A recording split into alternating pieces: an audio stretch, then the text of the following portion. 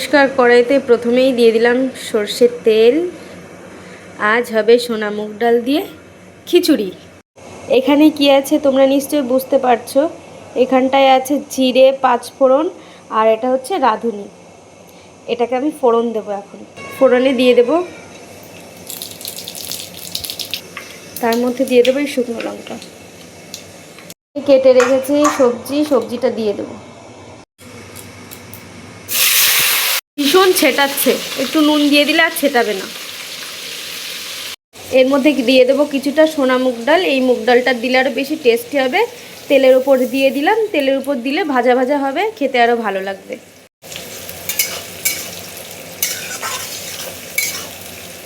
এর মধ্যে দিয়ে দেবো একটু হলুদ। আচ্ছা, এখানে মুগ ডাল, গাজর আর বিনসটা ভাজা হচ্ছে। তার মধ্যে দেখো মশলাটা করে রেখেছি। এর মধ্যে আছে লঙ্কা গুঁড়ো, ধনে গুঁড়ো, জিরে গুঁড়ো, আদা। এটা আমি মিক্সি করে রেখে দিয়েছি। এটা হচ্ছে এর মধ্যে এখন দিয়ে দেবো এই মশলাটা। এখন এর মধ্যে দিয়ে দেব। মশলাটা দেওয়ার পর আমি ভালো করে এটাকে একটু কষিয়ে নেব।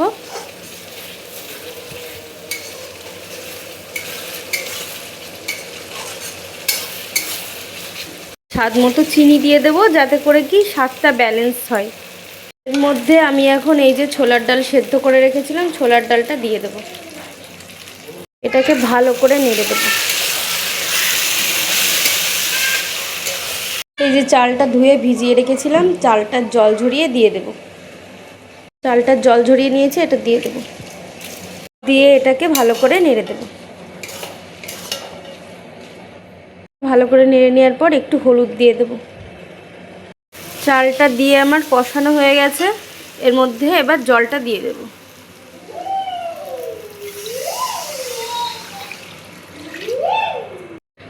জলটা দেওয়া হয়ে গেছে। এখন জালটাও জোরে দিয়ে দেবো। এবার ফুটবে, তারপরে ঘন ঘন নাড়ব। খিচুড়িটা ফুটে উঠেছে, দেখো। এই দেখো ফুটছে কিভাবে। আর চালও প্রায় সেদ্ধ হয়ে গেছে। এটা ভালো মতো ফুটে যাবে, তারপরে নামিয়ে দেব। দেখতে থাকো তোমরা সবাই। ঘন হয়ে আসলেই নামিয়ে দেব। দেখো হয়ে গেছে। এখন আমি এই মিট মশলাটা দিয়ে দেব। দেখো কেমন ফুটছে। হয়ে গেছে খিচুড়িটা।